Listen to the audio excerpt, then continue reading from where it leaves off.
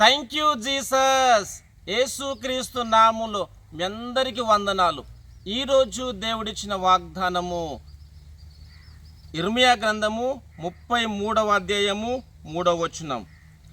నాకు మొర్రపెట్టుము, నేను నీకు ఉత్తరం ఇచ్చేదను. Amen, amen, amen. క్రీస్తునందు ప్రియమైన సహోదరి సహోదరులకు ఈరోజు దేవుడిచ్చిన అద్భుతమైన మాటలను బట్టి మనము దేవుని స్తుతించాలి. ఇక్కడ దేవుని యొక్క వాక్య భావాలు చూసినట్లయితే, నాకు మొర్రపెట్టుము, నేను నీకు ఉత్తరం ఇచ్చేదను, నీవు గ్రహింపలేని గొప్ప సంగతులను, గూఢమైన సంగతులను నీకు తెలియజేతును అని దేవుని యొక్క వాక్య భావం రాయబడినది.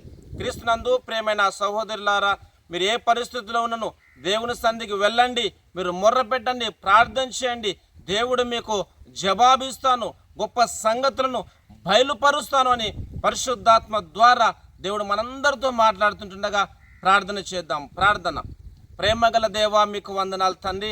మీరు ఇచ్చిన అద్భుతమైన మాటలను బట్టి మేము స్తుతిస్తున్నాం.